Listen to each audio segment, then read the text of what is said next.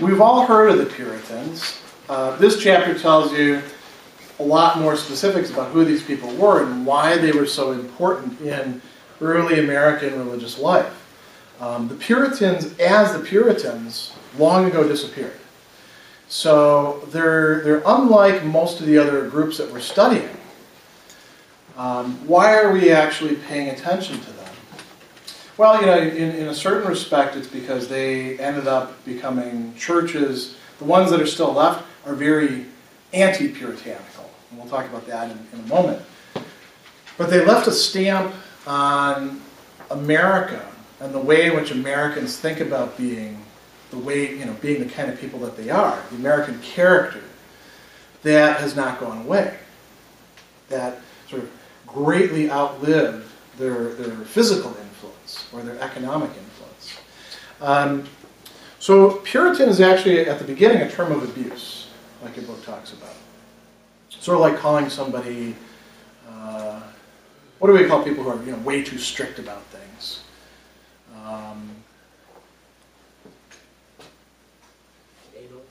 Yeah, perfect example. Puritan is like that originally. What are they trying to purify? They want to purify the church, actually the Church of England, because they're English people, of everything. I'll put this in quotes because it's a very typical word that got used around the time. Everything Romish. And what do you think that meant? Everything Catholic, everything pre-Protestant.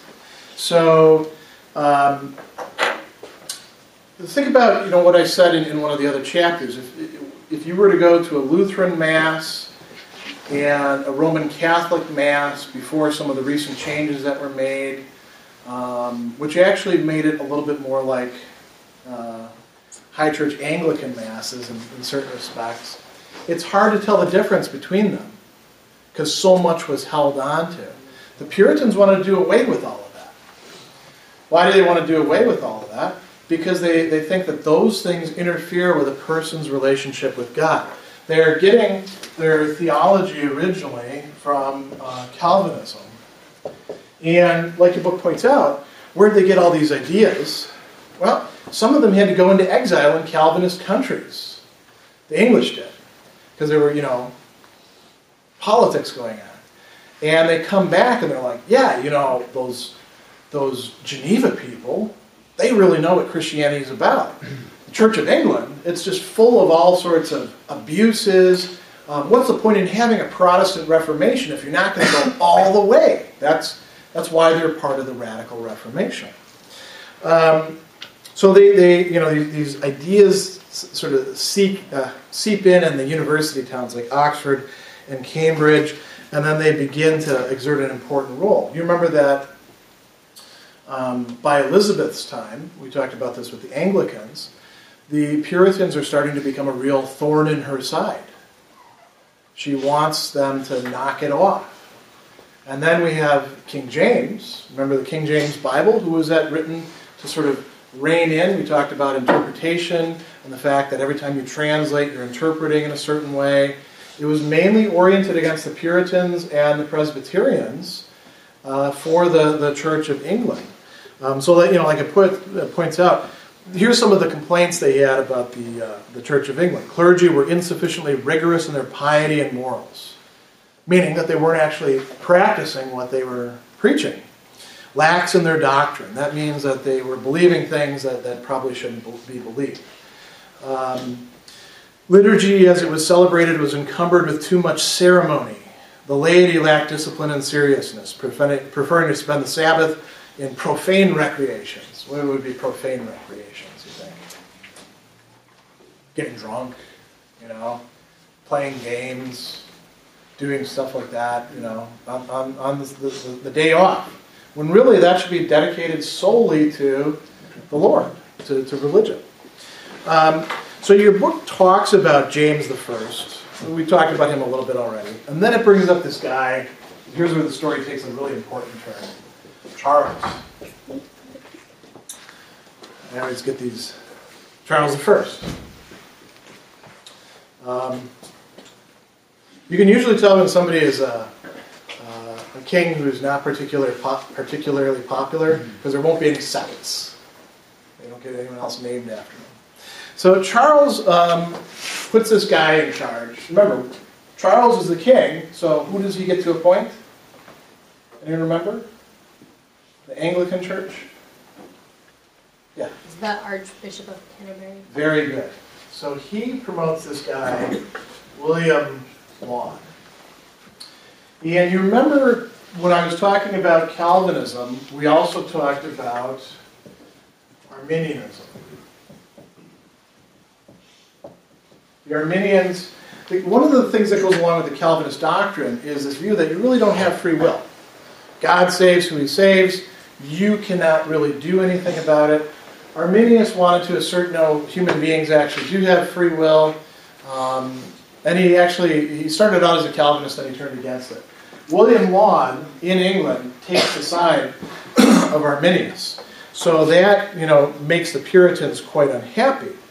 At the same time, the Puritans were growing in power and popularity. Like it points out, Parliament was coming under the control of the newer mercantile, social, and economic interests.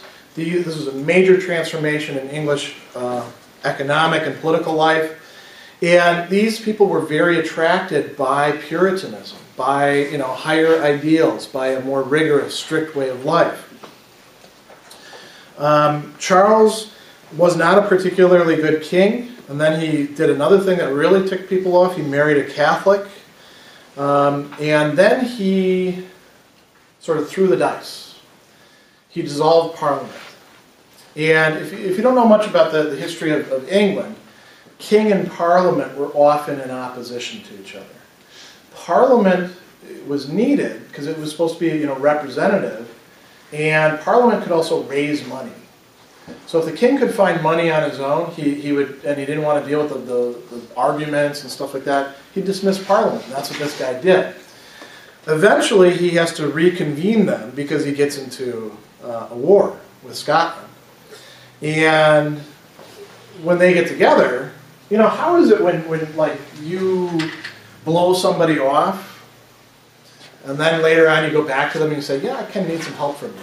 How does that pan out? Are they usually happy to see you? Do they have more complaints? Parliament did, and the king, he didn't want to hear that either. Civil war breaks out, and the king actually loses.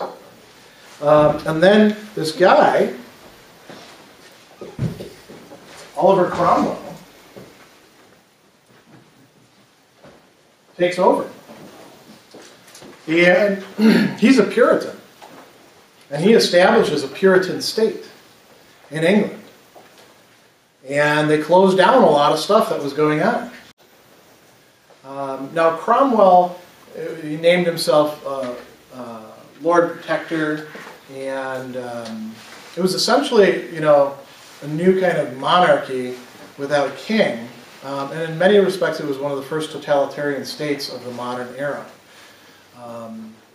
And as you can expect, things didn't go that well, and eventually Cromwell he doesn't get booted out. His son is unable to keep things together. And the English decide they want a king back, because even a king would be better than these Puritans being in charge. And now the Puritans are once again in the minority. And a lot of the Puritans start thinking about, we need to get out of here. We need to go somewhere else. So now a lot of times people will get these two groups mixed up.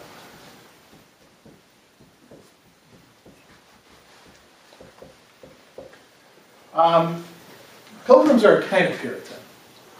Like when when you're a kid, remember doing like the Thanksgiving stuff, put your hand, make the turkey with the hand, and then maybe some of you dress up as pilgrims, and some of you dress up as Native Americans, and I don't know, maybe you made cornbread in class and ate it together or something like that.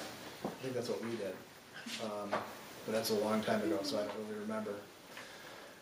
Those were the Pilgrims. The Pilgrims are the ones who come over first. They're the ones on the Mayflower. They were actually Puritans. They were Puritans who were so hardcore that they believed that you absolutely had to separate from the Church of England. Could not be reformed. The rest of the Puritans, there's no I in Puritan over here.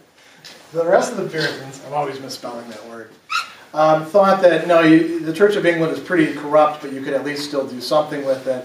And so they were not as hardcore. These guys are the ones who land first, and they don't actually do very much after they land. The Puritans are the ones that land in Massachusetts and spread out, and they're the ones who establish the presence in the New World. So, how much time have we got? I got to go through this fairly quickly.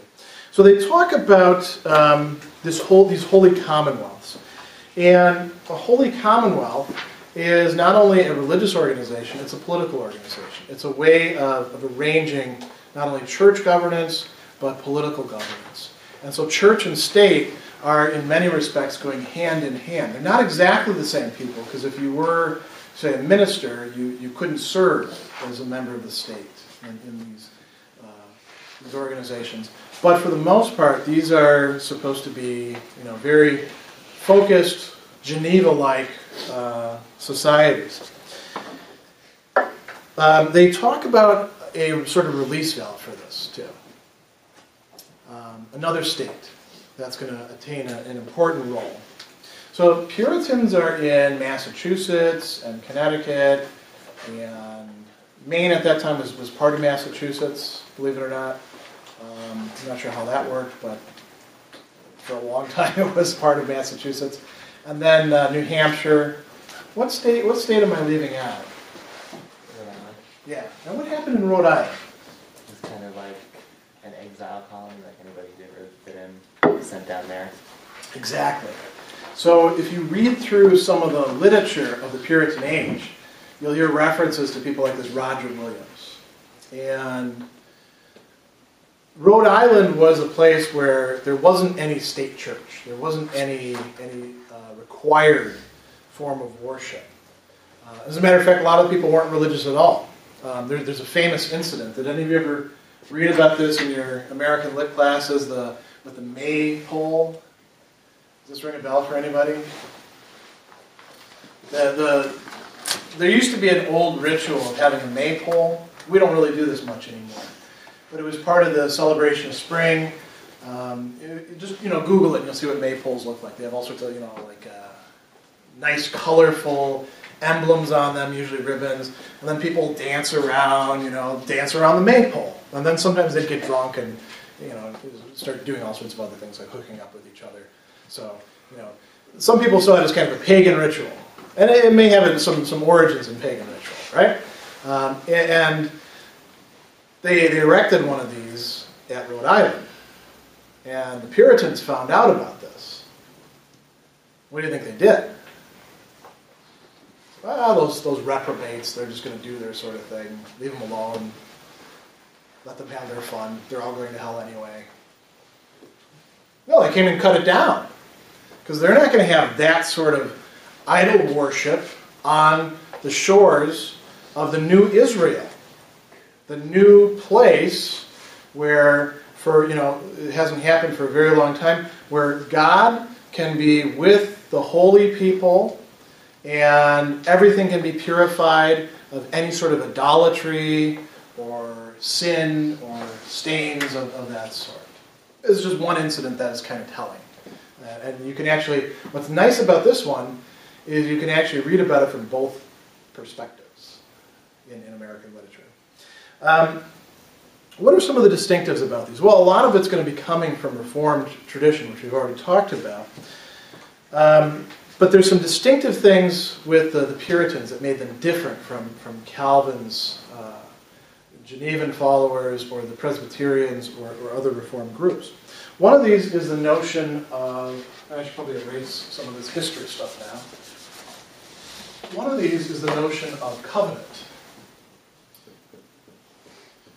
And we've talked about this before, right? That's an agreement of some sort that's sealed with some sort of solemnity. And Israel in the Bible has a covenant with Yahweh, with God or the Lord. Lord, by the way, is a euphemism because they didn't want to say Yahweh, so they'd say, Adonai, in Greek, Kurios, the Lord. This notion of covenant not only has to do with the whole community's relationship with God, it has to do with the individual's relation with God, but it can also be extended to the political community, and it can also be extended to marriage. And marriage comes to be seen for the Puritans not as a sacrament, but as a covenant between the husband and the wife. And covenants, they're sort of like contracts. They come with, you're going to do this, I'm going to do this. This is the terms of the agreement, so to speak. What else? So we've got covenant. Oh, yeah. Let's call this concern about one's spiritual state. And, there's only two spiritual states, basically, for the Puritans. Because remember, they are Calvinists. Calvinists believe in predestination. There's no purgatory for them. So where are your two options? Ultimately? Heaven or hell. That's it. There's no third place. Everybody is either saved, and if you're saved, you're one of the saints, one of the holy, or you're damned. And there's this preoccupation with trying to figure out, how can you tell? Well, this is something we talked about a little bit last class, didn't we? How do you know if you're actually saved?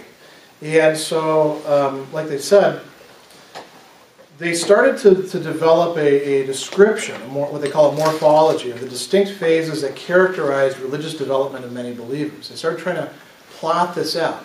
Somebody who's saved would go through this state, and this would happen to them. And along with that, they started to begin tightening the requirements for full church membership. In order to really be a full member of the church, you would need to be able to demonstrate that you were saved. Now, that's kind of tough to do. How do you think that you would go about that? I mean, you could actually say, well, God, can you let them know? Send them an email, let them know that I'm one of the elect. I mean, that's not going to... If that did work, that would be extraordinary, but that sort of thing almost never happens, as far as I know. So you've got to go by some sort of outward sign. How can you tell if somebody's saved? You can look at outward behavior. If they're drinking all the time and cheating on their husband or wife, probably they're not saved.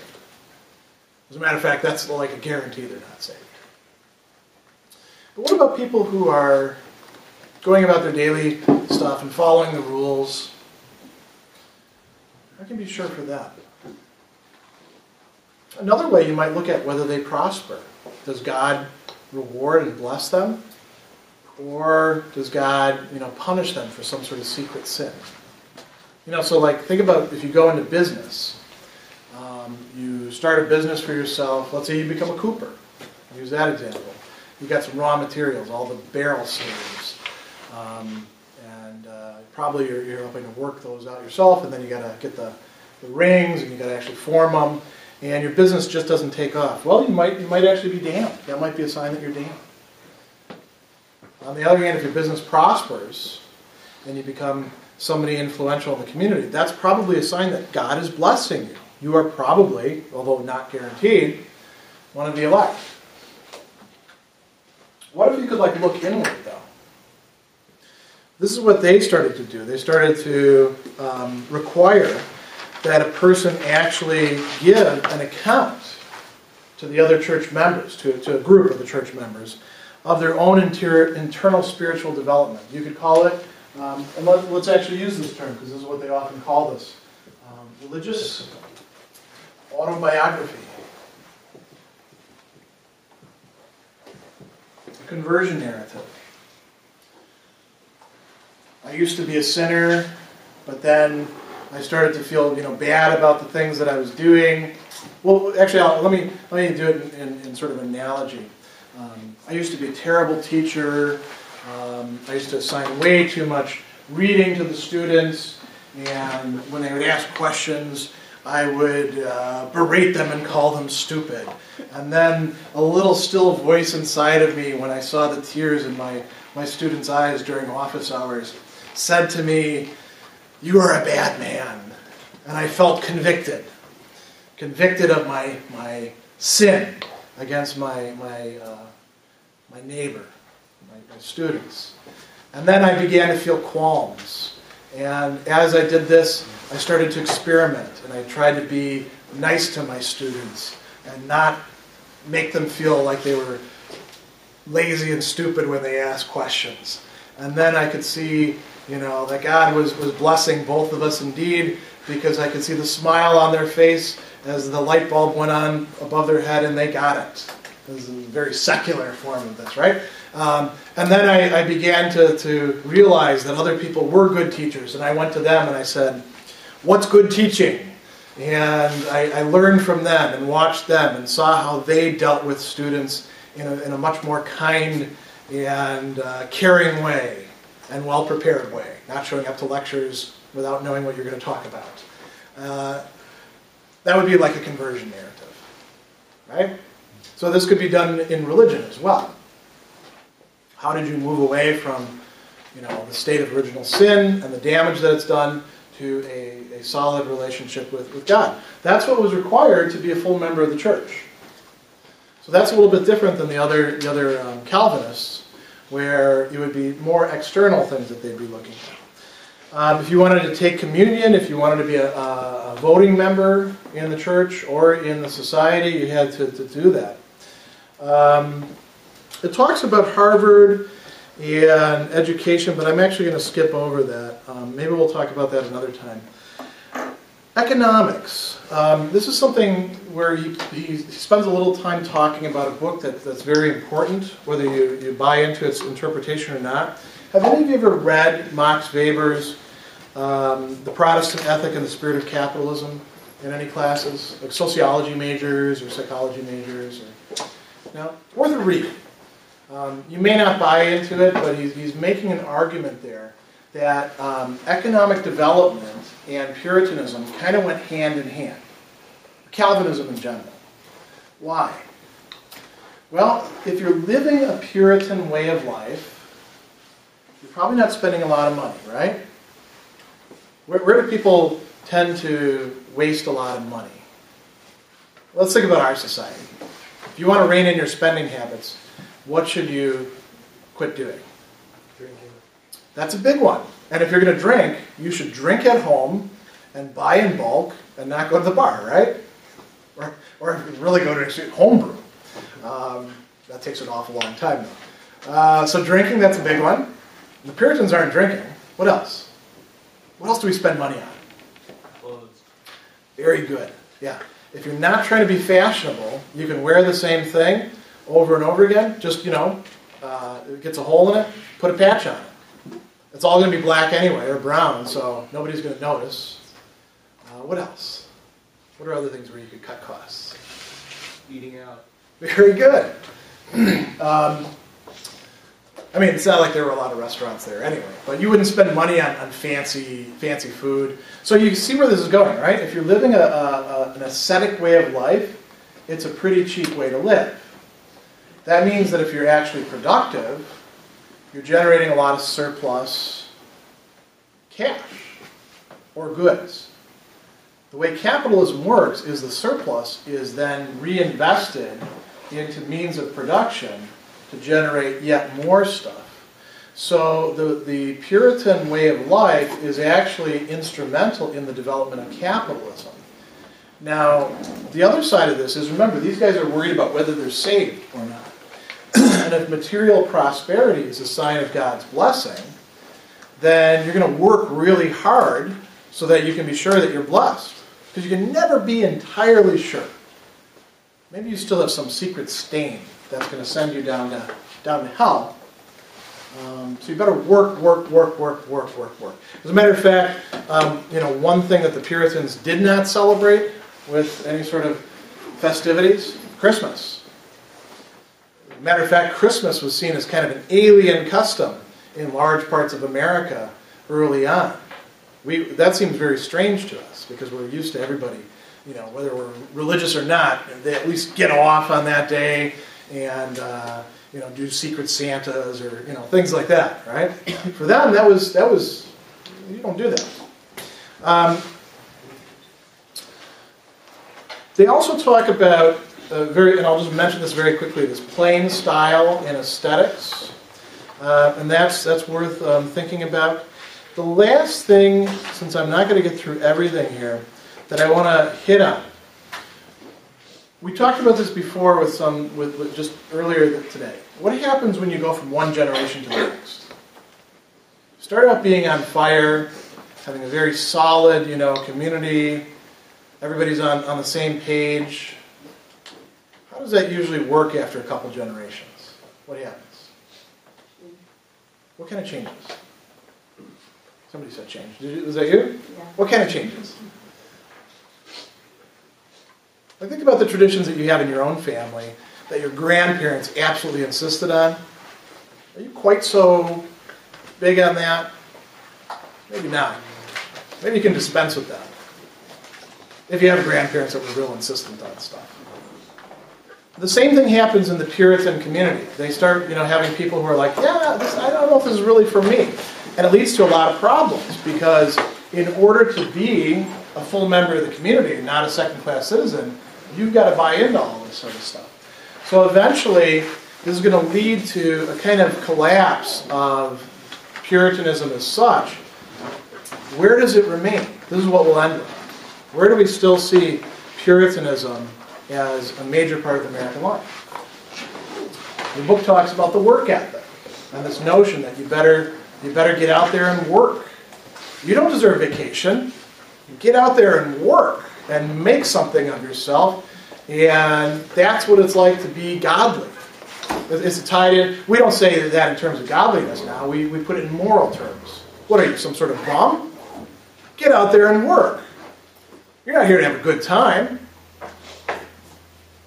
That's where we'll leave off. I don't mean for you not to have a good time. Have a good time because I'm not a Puritan.